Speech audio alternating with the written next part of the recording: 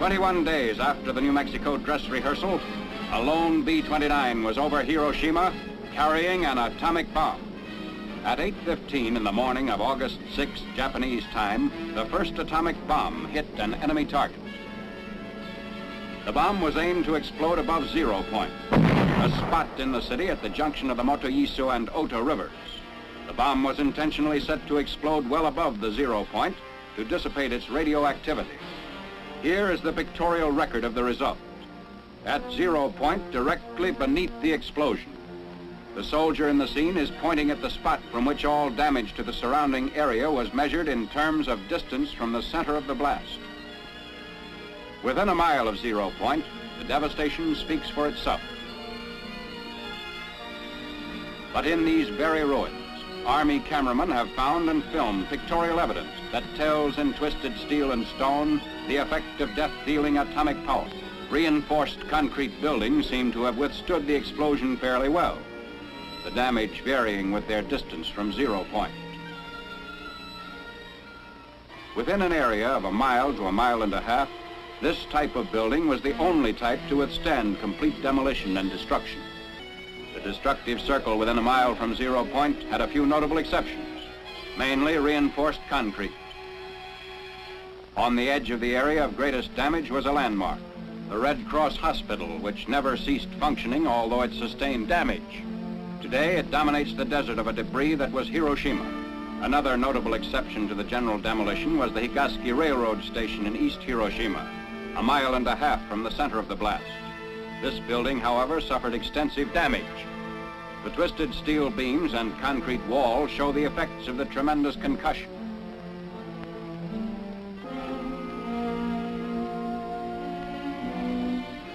What's left of the Commercial Museum, within 2/10 of a mile of 0 point, also gives indication of the tremendous push of the explosion. Amazingly enough, bridges did not suffer too badly at Hiroshima. This steel rail bridge 1 mile from 0 point had the side toward the explosion virtually blasted by flying particles, which removed almost all the paint. But the side away from the explosion did not need a new paint job. Roads in the area fared better than buildings or bridges. Shortly after the fires died down, traffic was resumed. Today, these highways through the ruins are again in use. Beside our military traffic trudge the survivors of vanished Hiroshima, the first city in history to be atom-bombed into oblivion.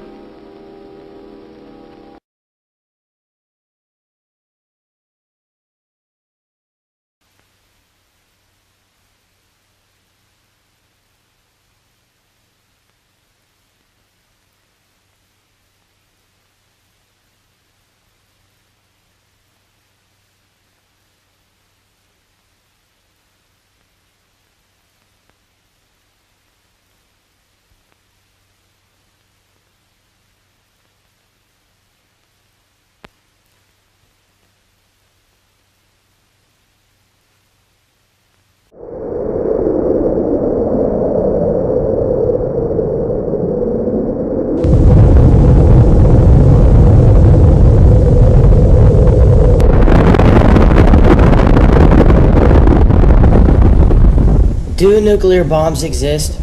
Your immediate answer is yes. But how do you know? During the mid-20th century, television and movie watchers were bombarded with imagery of what was purported to be atomic test footage. But what were they really watching? They couldn't rewind a videotape or rescan through a video on their computer. So what option did they have but to accept these images at their face value?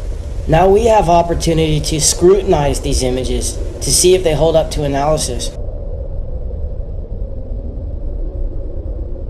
Take a look at these trees.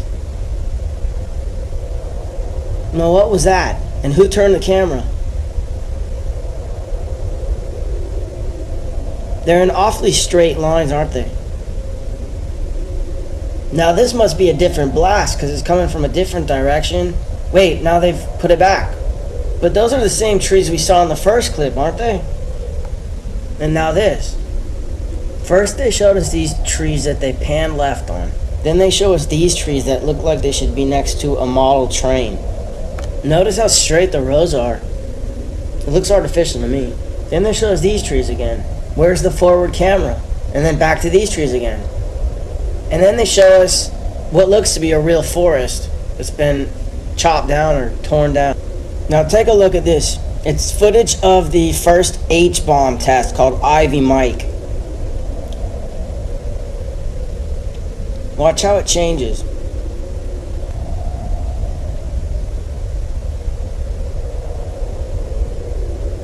That's a composite. Then it morphs into this. It looks like a completely separate explosion. Now take a look at the frame before the explosion and then the one after. These frames were cut together. Why? Then this frame was cut to this, which looks like the sun to me. It looks like they're zooming in on the sun. Maybe a composite because the clouds aren't moving. Then they introduced some sort of liquid. It looks like a laboratory concoction in composite with the sun. Next is Operation Dominic Fireballs in the Yukon. What does that look like to you? Watch it again. It's the sun. Now here's Operation Greenhouse. These guys are getting all ready to see what looks to be the sun again. The sun seems to start to expand. Maybe it's being zoomed in on.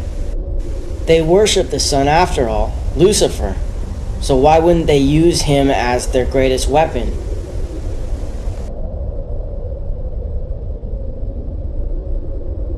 And who headed up the whole program?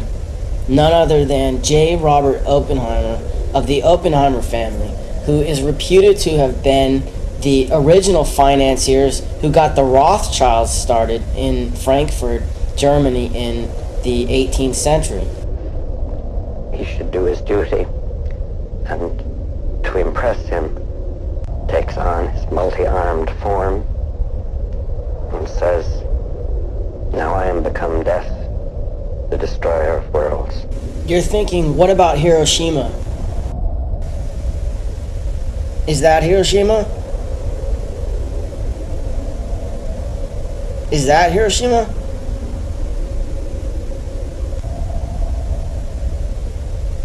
That looks like Hiroshima, but it looks like it's been carpet bombed. Check out this image of Rotterdam. Was that a nuclear bomb? Now compare it to this image of Hiroshima. Actually, this isn't Hiroshima, it's Tokyo after firebombing in 1945. If you accept that FDR might have had foreknowledge of the bombing at Pearl Harbor, maybe you might want to leave room for the possibility that his propaganda machine might have created the myth of atomic bombs.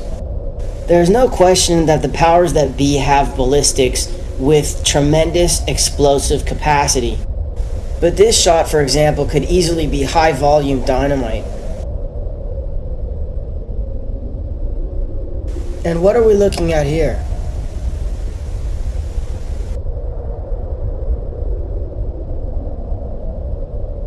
Take a look at this house again. Whatever was strong enough to blow it to smithereens wasn't strong enough to even shake the camera. And look how high up the camera position is. Are we looking at another model? Now look at this bus and this car. Whatever's blowing them up is not moving the camera. And this building seems to blow up from the inside. Everything gets blown every which way except for the camera. Except look in this shot, it seems to tilt up a little bit.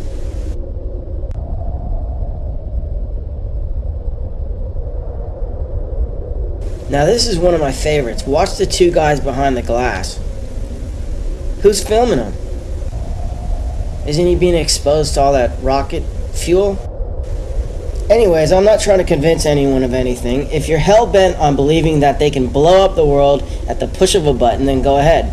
But next time you hear a politician justifying the invasion of a country based on the fact that they supposedly have weapons of mass destruction, realize that they're not only lying about the other country supposedly possessing weapons of mass destruction, they also may be lying about the very existence of weapons of mass destruction. And why don't they call them nuclear bombs anymore? What's happening? Okay, I just want to ask you a simple question, without commenting on whether it's true or not. Have you heard the idea that nuclear weapons are a fraud or a hoax and never existed? No. None of you heard that? No. Okay. What? Do you mind if I ask you an intellectual question? What's that? Without commenting on the truth or otherwise, have you heard the idea that nuclear weapons are a hoax or a fraud? You haven't? No. Sure. Without commenting on the truth or otherwise, have you heard the idea that nuclear weapons are a fraud or a hoax? To set a naval trap, What? you needed to Universally? Yeah, the nukes are a fake. Well, in London, and the noise you could I know hear for an absolute fact that they're not a after fraud. changing of the guard, What's your evidence? looking over at St. I James's Park served with Downing Street in the Royal Air Force on Marlinga Range in Australia. You were a I Marlinga. worked with nuclear in weapons that as well. building, in an obscure Did you actually? 40, I've heard about Marlinga and seen the report on it. Yeah, to actually I was there for the last Room 40 hydrogen bomb is where test naval in wireless 1963. intelligence What did you actually see? There were two I was breakthroughs out in the First running, World War. First, and I was a cross-country runner, wireless traffic flows. and I was running out in the bush, and I knew that there was a test imminent, and I was running along this road, and suddenly I felt some, it was a hot day, but I felt some additional heat on the, I'd only got the shorts on my legs and my back, and You saw some heat. Did you see any light? yeah, I turned around, I didn't see the flash, but I felt the blast, And room 40 and I was 40 miles away. for our most modern signals intelligence. Does that answer your question? including Bletchley Park, It's an interesting World War, comment, and the government but it doesn't answer the question. No. Who are you asking it for? I'm not asking for anybody else. I've got a website on the subject. And, Oh, right. And as a result, the Admiralty made But much there less Okay. aren't many of us left. You, without a comment on whether it's true or not, have you heard the idea that nuclear weapons are a fraud? No, I have not. You haven't. You sure about that? Well, depends on where Okay, you're on. I just wondered because most people haven't. Okay. So you're in the great majority. All right. Without commenting on if it's true or not, have you heard the idea that nuclear weapons are a fraud or hoax? I haven't heard a thing. Okay, at I just all wonder. about Most people haven't. I just, that. No, I haven't heard a thing about that at all. I must admit. do you think they exist? Yes. Okay. I'm still bound by the Official Secrets Act. Are you saying you were at I worked. Maralinga? No. I'm sorry. I didn't realise you were filming, and I thought it was just a general. Well, I've heard it's just my. I thought it was just a general question. Oh, it was. It is a general question. Yeah. But I worked. I was in the Royal Air Force, and I worked with nuclear weapons How do you know you worked with nuclear weapons? because No, seriously, it's a serious question. How do you know they were nuclear weapons? I can tell you there were nuclear weapons. How do you know? Because of the training I received. That's not really answering the question. You might have been. Well, I can only tell you so much. As Okay. you say, I'm still bound by the Official Secrets Act. Or not. Have you heard the idea that nuclear weapons are a fraud? Yes. You have? Yes. Fantastic. How much credence do you give to that? Not a lot. Oh, how come you've heard of it? I was only reading about it the other day, actually. In fact, it's in Time magazine this week. Time magazine? Not internet. No, it's probably on internet as it's in Time, but Time magazine certainly. And they mentioned it without believing it, because they mentioned it They as a... haven't come down either side. Oh, thank you. That's interesting. All right? Here's your Methodist answer for you. Okay.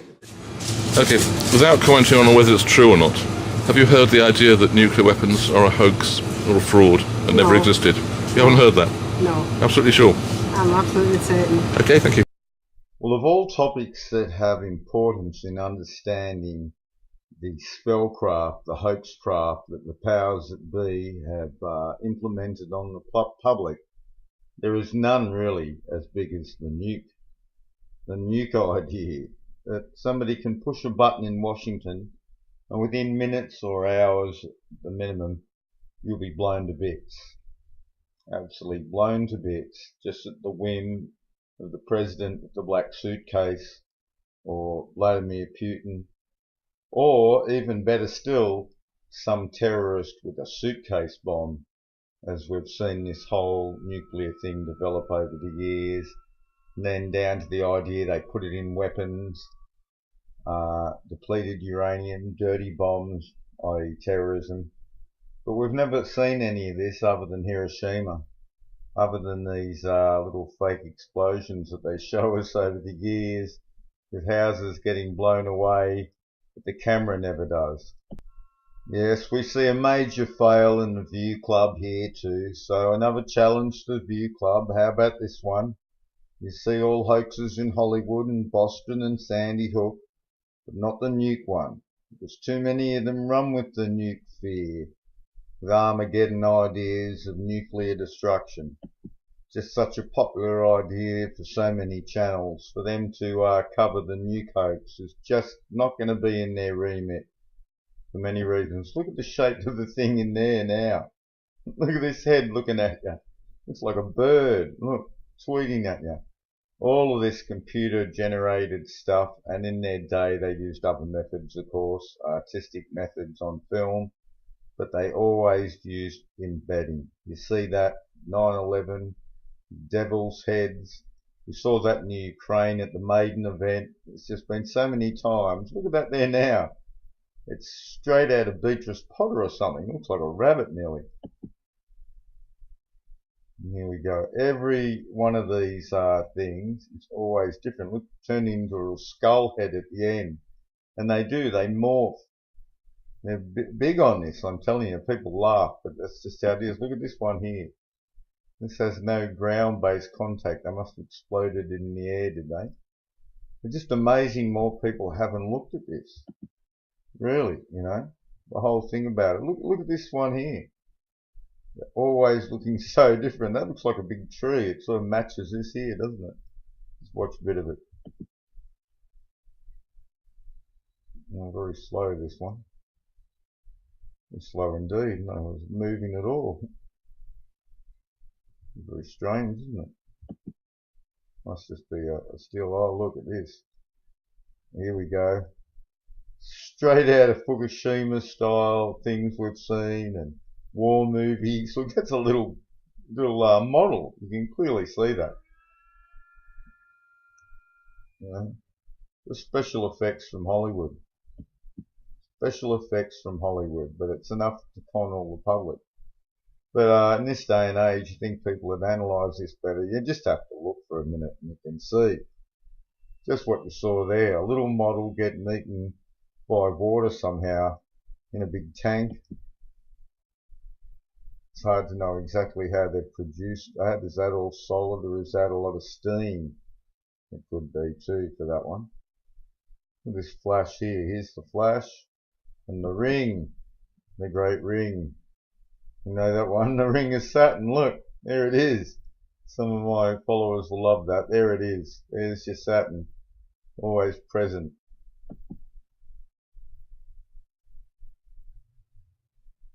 The big glow.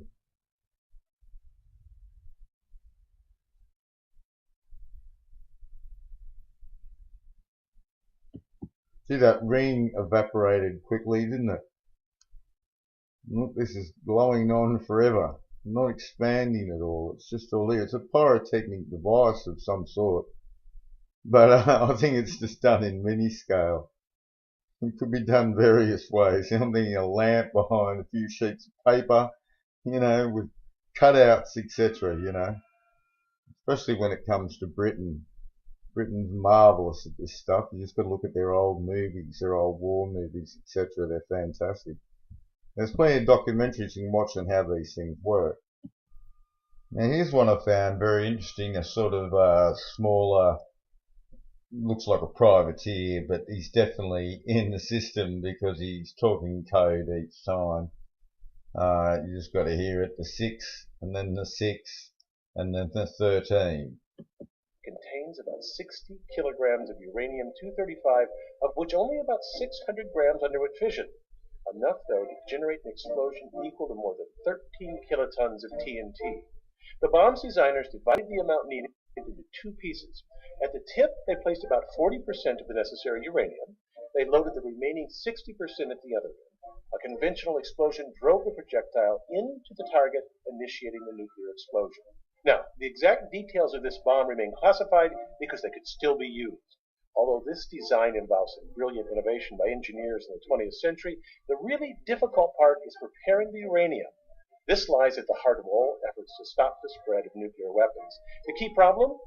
Separating 2 nearly identical variants of the element uranium. Natural uranium occurs as a metal ore, and it contains primarily 2 isotopes. Most uranium is U-235. Now, this is an important part of the whole thing here. How they said originally that they had to turn it into this, and it was a very expensive idea, they said. Then as they needed to enhance the arsenal, they said they could suddenly use this one. And that in itself just shows the sort of chicanery and the levels of things that they get into here. First of all, they had to make it unique, and they needed big fundage for one sort of operation, as it were. But then they had to make it so that, well, Pakistan can have them, and China, etc. I mean, it's not that expensive anymore because we worked out how to do it this way. And then they, of course, can use that to fear people around, like India versus Pakistan, and you've got China versus Japan ideas. You've got North Korea. You've got all these ideas that have been brewed from this of countries that are likely to blow you up with a nuclear bomb. And I'll do more on this, the actual working of it, but I just showed you then the basic idea in case people didn't know. Shooting one pile of uranium into another. I seriously doubt, I have doubts even about the existence of so-called uranium as far as we know. Have you ever seen any? Of course somebody will jump on here and say, oh yes, they worked and saw it. I had a guy communicating with me here a while ago that said his father had worked in the industry, and his own father said to him, look, there's something wrong here. Very compartmentalized indeed, that's the way I'll put it to you. Anyway, stay tuned for more videos on this subject. Once you start a lie, you've got to build on the lie, and the lie starts getting bigger. In fact, exponentially bigger, bigger and bigger. And you can never tell the truth because then you've exposed the lie that you've been telling for years. But why do you want to expose a great lie that makes a lot of money? Now, observing these 2 explosions, these 2 different nuclear tests, one thing's very obvious. There's certainly a huge colour shift. One is red, one is yellow. So they had different metals in the explosion to create the different colours. Now, I would think that they would all be relatively the same. Certainly the one on the left really just doesn't look right. But in fact, these mushroom clouds aren't right. Because look at, there's no explosion really much on the ground if you look at the one on the right and left really. You get a clearer vision of ground level, of course, on the right. See, it's all sort of a puff of smoke in the air if you really examine it. And even if these are fair dinkum pictures, which is probably debatable in itself, but let's just take that they are real depictions of explosions, they're not that big, are they? It's just a puff of smoke in the air. It's some sort of like firework device, it looks more to me. There's not a big explosion on the ground outwards. It's just this big cloud because that's what people have come to expect. That's what looks effective and has a certain scare factor. Now, this is taking mushroom clouds to another level. This is the freestanding mushroom cloud. Now this is amongst nuclear explosion shots. You see, I don't think people have ever really looked at these explosions against other explosions, all the different explosions in the different countries. And certainly if you go to any of the Chinese stuff, well, you're going to see something telling there, just like you see with Jade Rabbit. It's not quite the quality, because in China they can sell it easier. A few loud bangs and everybody gets excited and goes, oh, wow, wow. It's a little bit more discernment in the West. People want a little bit more spectacular and real convincing looking imagery. But I mean, the floating mushroom cloud here is way strange. Why the gap there? Is this Photoshop? Is this reality? It looks very, very peculiar. And if this was the only image that was peculiar, but every image you can drag up and you can go through yourself and look under image search and you'll start to see, just like 9/11, so many different smokes, so many different looks. It just doesn't look right. But if all that variance in the look of the explosion and the fake look of those two that I showed you in the beginning there doesn't convince you that this nuclear weapons industry is nothing more than a drain for money on the public strings and a method of control and fear, here's the aftermath of the explosion at Bikini Atoll. Now, what was glaringly obvious to me straight away is how come one area is just so green and this area here is just so burnt? People say, oh, it's just the angle and the dangle. Well, I can see this has been flame-thrown. That's really what it looks like. And not only that, those trees have been cut with a chainsaw or an axe. Look at the angles on the trees. It's how you cut them so they fall. And you drag them away. They're not snapped by any explosion. That's absolutely balderdash. If they were snapped, they'd be ripped and teared and there'd be bits of bark teared. I've worked on trees most of my life. I know a lot about clearing trees and what ground looks like. And we get bushfires here and people go and cut some of the trees and that stumpy look there looks exactly like what I've seen many, many times. It certainly doesn't look like a nuclear blast in respect to those palm trees and other trees over in the yonder, in the distance as it were. They're just perfectly sitting there. This is supposed to be pretty recent after the blast if it's all cindered like this. In this tropical world, it only takes a matter of weeks and there's little tips and things and everything carpets up pretty green pretty quick. So this is within a week or two at the most of the so-called blast. And we have perfect green vegetation and chainsaw cut trees and just a flamethrower cindered look.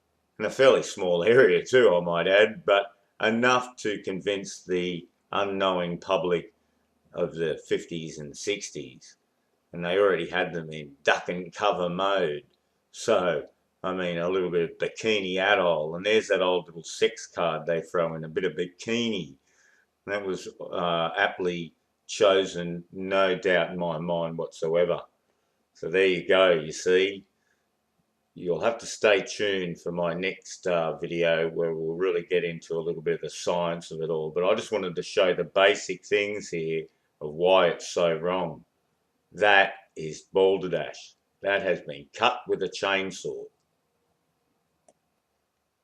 Now you see, when you've got one really big hoax going like this, you've got to add the old shooters in the woods.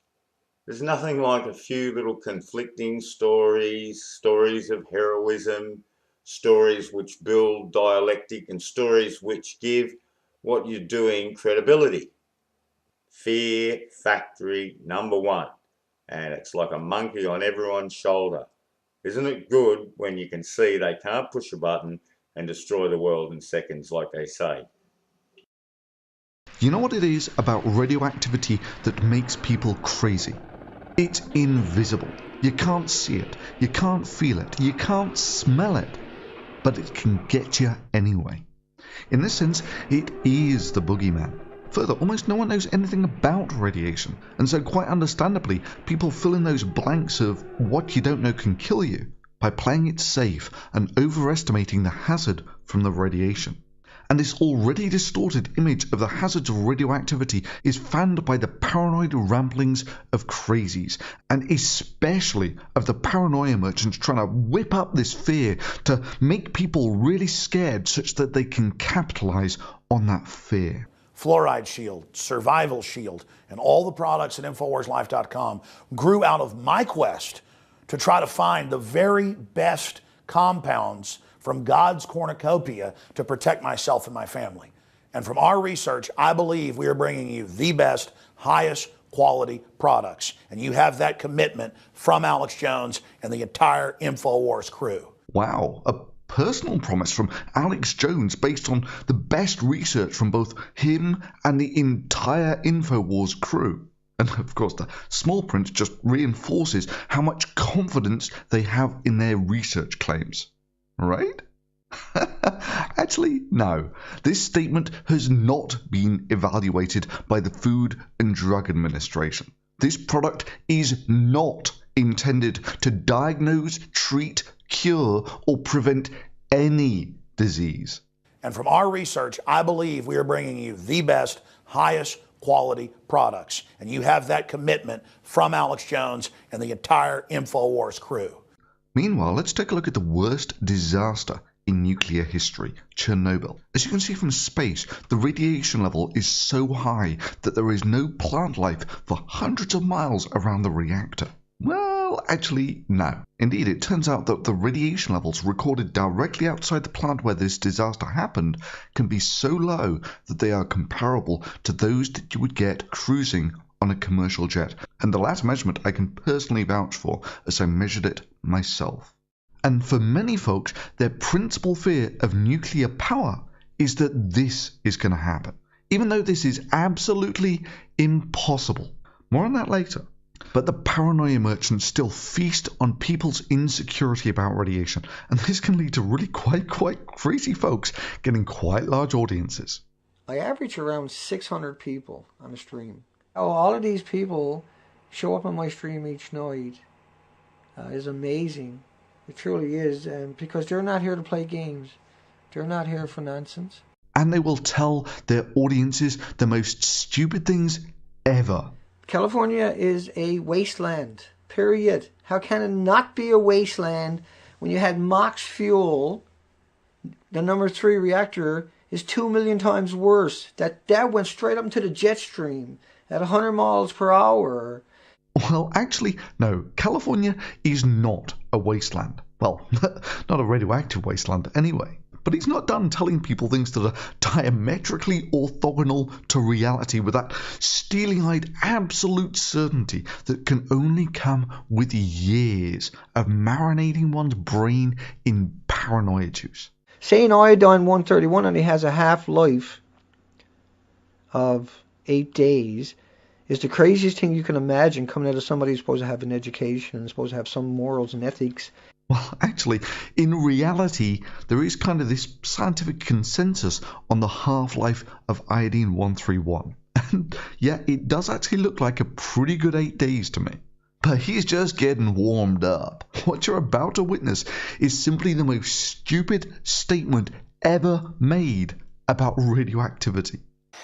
I'm arming you with knowledge that's invaluable. I've researched this all extensively over many years now. In order to really wrap your mind around all of that, I think that Dixie cup says it all. A Dixie cup full of this yellow cake from that 40-mile pit. You put that in a restaurant, you'll kill everybody there within an hour for the next 4 billion years. Like I said earlier, just keep filling that restaurant up. If I had a cup of 238 here, I would die before I finished that sentence. I can put that cup of 238 in a restaurant, it'll kill everybody in the restaurant inside of an hour. Even if they just walked in and left, they would die an hour later. And that would go on for 4.5 billion years times 10, because of the way it decays, right? Well, let's start with the bloody obvious stuff. Where do you think this uranium all comes from? You dig it out of the ground, where it's been for almost the entire history of the Earth. Indeed, it's a significant reason why the middle of the Earth is still so hot. So if you have a little speck of uranium-238, you're supposed to dig up 6 inches of topsoil, 900 feet around it, and put a fence around it with universal signs on it. So yeah, according to this guy, almost the entire of America should be classified as a radioactive wasteland.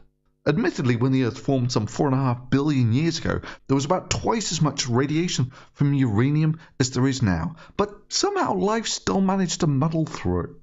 Well, anyway, scroll the clock forward about 4.5 billion years. Man comes along and digs this radioactive shit out of the ground and finds something useful to do with it. Initially, it's refined as yellow cake. Guess what colour that is? It was initially produced in huge quantities when it was mined in an effort to get radium, which is basically radioactive stuff that glows in the dark. Stuff that makes this clock radioactive. I actually leave it there, and what you'll find is it'll bury the needle. However, there really weren't that many uses for this element uranium.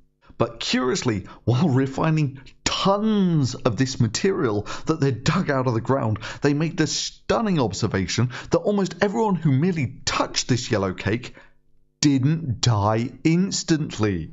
If I had a cup of 238 here, I would die before I finished that sentence. If they had, they might have been able to think of some military use for this instant yellow death powder in World War II.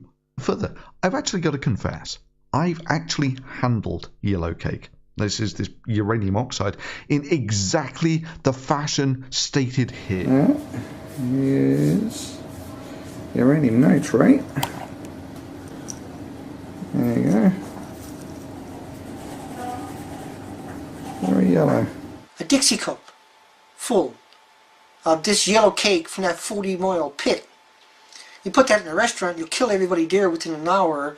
If I had a cup of 238 here, Uranium nitrate. I would die before I finished that sentence. I've been studying uranium-238 because of wars for almost 8 years straight. I've been studying uranium-238 because of wars for almost 8 years straight. Maybe this instant death has a bit of a delay on it, because I've completed a little more than one sentence before dying. Indeed, it's now over 10 years since I handled this uranium oxide like this, and I'm still not instantly dead. See, it turns out that this yellow powder that didn't cause instant death was kind of colourful, and so they started using this chemical in glazes for plates and the such like. You see, while uranium is actually radioactive, it's a weak alpha emitter. Alphas have a lousy penetrating power, which means you can handle things like this with gloves with essentially no ill effects. What I mean by uranium is a weak alpha emitter per nucleus is it doesn't give off much radiation that quickly, that it's got a half-life of about 5 billion years. That means in the entire history of the Earth, only about half of the original uranium that was here has decayed. And now just compare that to the same amount of, say, iodine-131, which would release about the same amount of radiation in 8 days. Yeah, so it's just another way to get us scared into giving them more money. So we're giving them hundreds of billions of dollars in this space race that America and Russia were doing, and they also did the Cold War, so they scared us into this nuclear scare and then stole a bunch more money to build fake nuclear weapons. And so yeah, nuclear weapons don't exist as such. The tests that you've seen, the very early ones like you were talking about, are clearly fake, just done on models. Some of the later tests were done using stacked dynamite. You just get a shitload of dynamite and blow it all up, and it makes the mushroom cloud, does the whole thing. And what they'd do is they'd tell one team that, you know, they'd have a bunch of people 20 miles away, say army guys watching, doing the test, and then you've got over on one island these people stacking dynamite, saying that we're doing this for comparative purposes, and the real nuke's going to be over on that island. Meanwhile, they got another team over on that island stacking dynamite for comparative purposes, and the real nuke's going to be on the other island. So they even have military men stacking dynamite that they know is being used for these supposed nuclear explosions, but they believe that they've seen a real nuke, even though they tell them to cover your eyes and put your head in your laps as it happens. They don't see anything until the smoke clears afterwards.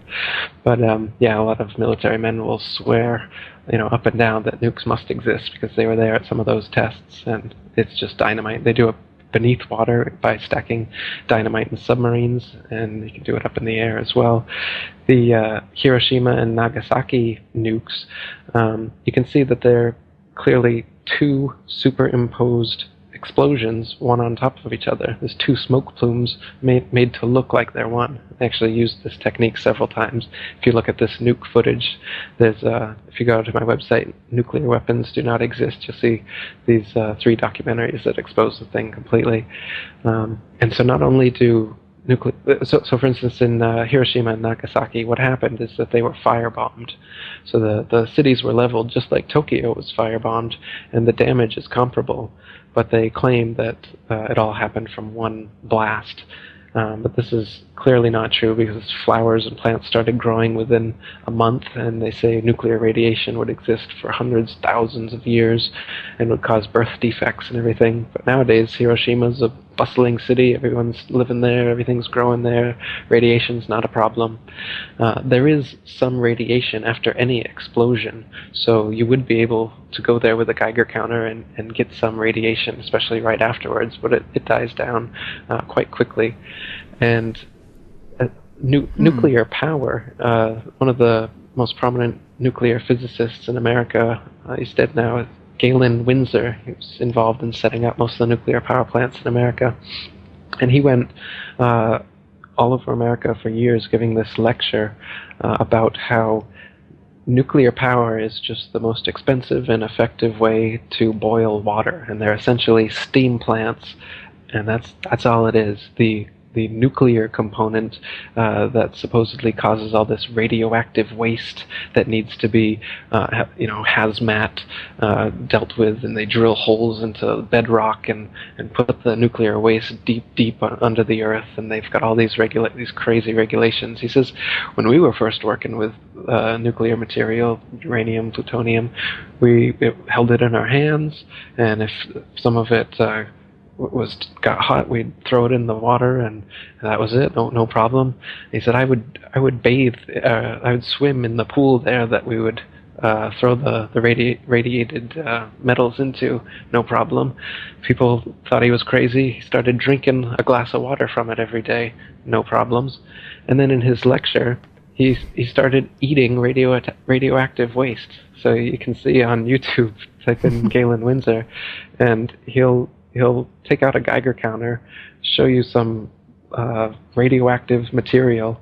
He'll take it out of a tube, and they'll say, I've just caused an EPA, if the EPA was in here, we'd have to clear out this whole area for half a mile, and people would have to come in with hazmat suits, blah, blah. And then he puts it back in the tube, and there's some left over on his hand. So then he licks his hand, shows the waste on his tongue, swallows it, and says, I've been doing this for years. And so the idea is just another fear campaign. And that's why they get the military involved in all these nuclear power plants and the nuclear weapons. It's to siphon off money, keep us afraid, and keep us playing off one another. Everybody thinks that, Russia and America are enemies, and that the Cold War is real and the space race is real. But it's all just, they're all like WWE. It's like Hulk Hogan and Macho Man. They're all paid by Vince McMahon. They all go out to eat together.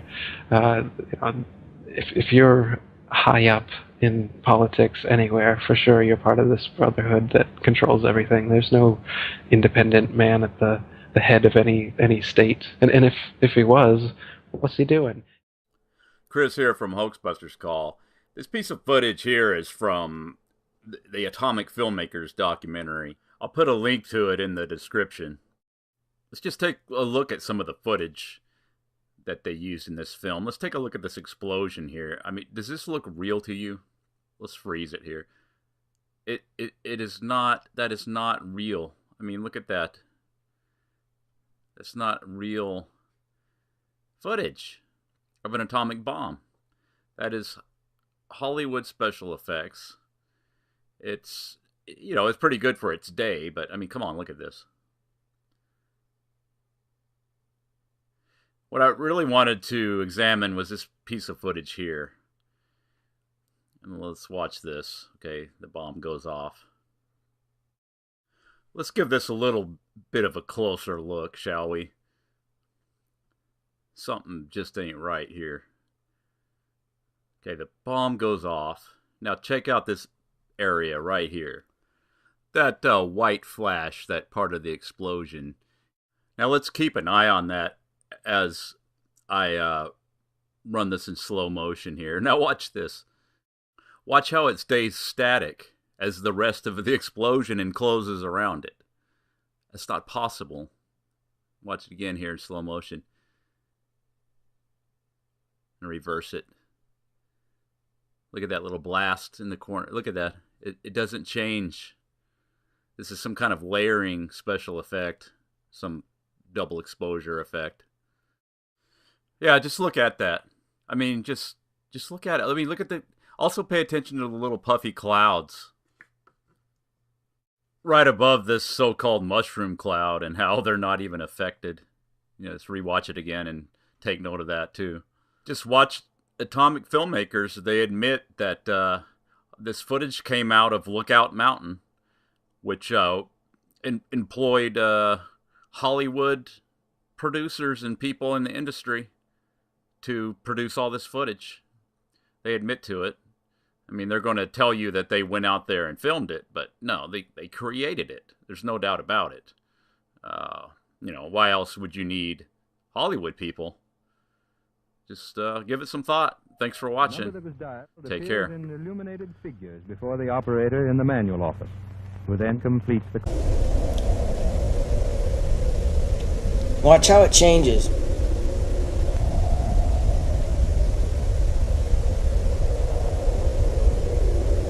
That's a composite.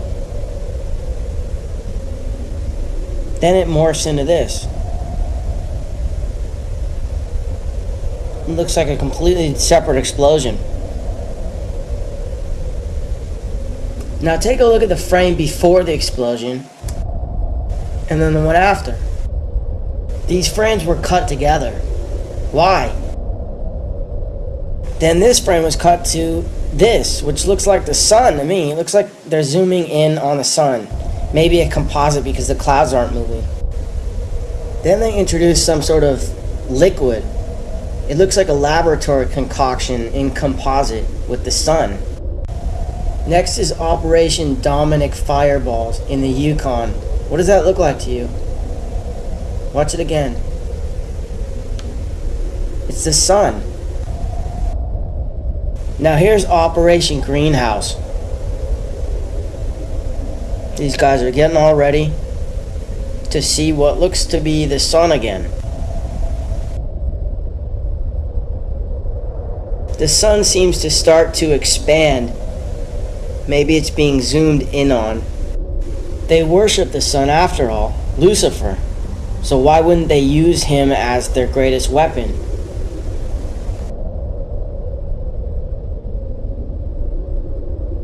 And who headed up the whole program? None other than J. Robert Oppenheimer of the Oppenheimer family, who is reputed to have been the original financiers who got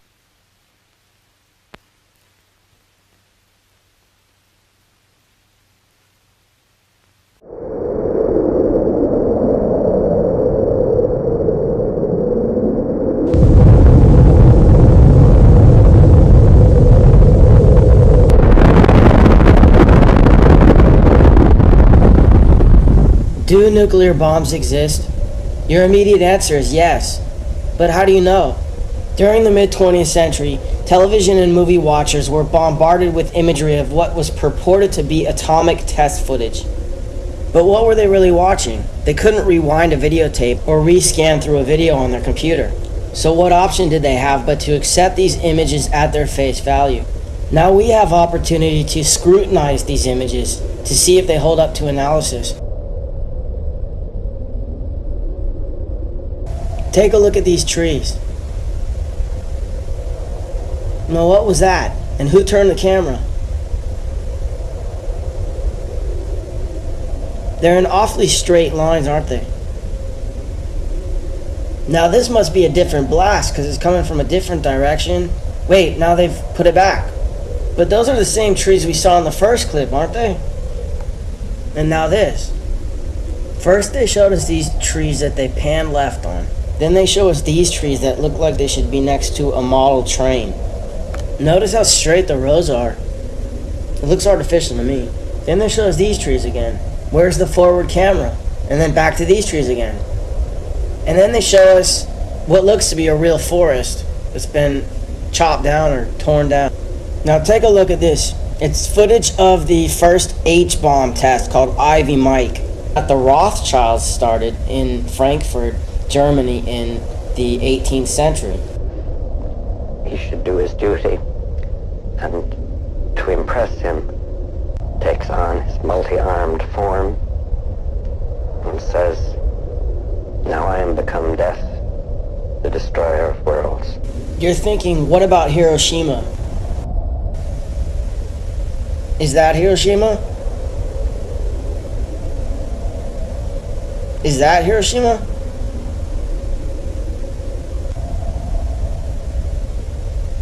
That looks like Hiroshima, but it looks like it's been carpet bombed. Check out this image of Rotterdam. Was that a nuclear bomb? Now compare it to this image of Hiroshima.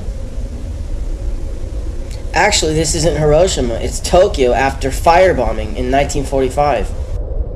If you accept that FDR might have had foreknowledge of the bombing at Pearl Harbor, maybe you might want to leave room for the possibility that his propaganda machine might have created the myth of atomic bombs. There's no question that the powers that be have ballistics with tremendous explosive capacity. But this shot, for example, could easily be high-volume dynamite. And what are we looking at here?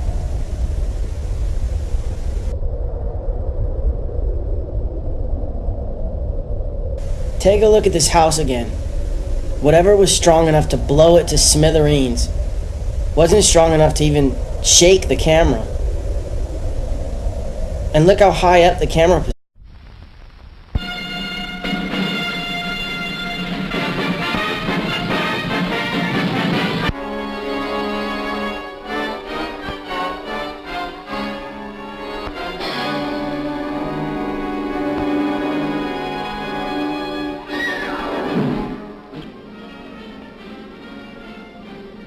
Days after the New Mexico dress rehearsal, a lone B-29 was over Hiroshima carrying an atomic bomb. At 8:15 in the morning of August 6, Japanese time, the first atomic bomb hit an enemy target. The bomb was aimed to explode above 0 point, a spot in the city at the junction of the Motoyiso and Ota rivers. The bomb was intentionally set to explode well above the 0 point to dissipate its radioactivity. Here is the pictorial record of the result. At 0 point, directly beneath the explosion, the soldier in the scene is pointing at the spot from which all damage to the surrounding area was measured in terms of distance from the center of the blast. Within a mile of 0 point, the devastation speaks for itself. But in these very ruins, Army cameramen have found and filmed pictorial evidence that tells in twisted steel and stone the effect of death-dealing atomic power. Reinforced concrete buildings seem to have withstood the explosion fairly well, the damage varying with their distance from 0 point. Within an area of a mile to a mile and a half, this type of building was the only type to withstand complete demolition and destruction. The destructive circle within a mile from 0 point had a few notable exceptions, mainly reinforced concrete. On the edge of the area of greatest damage was a landmark, the Red Cross Hospital, which never ceased functioning although it sustained damage. Today it dominates the desert of a debris that was Hiroshima. Another notable exception to the general demolition was the Higaski Railroad Station in East Hiroshima, a mile and a half from the center of the blast. This building, however, suffered extensive damage. The twisted steel beams and concrete wall show the effects of the tremendous concussion.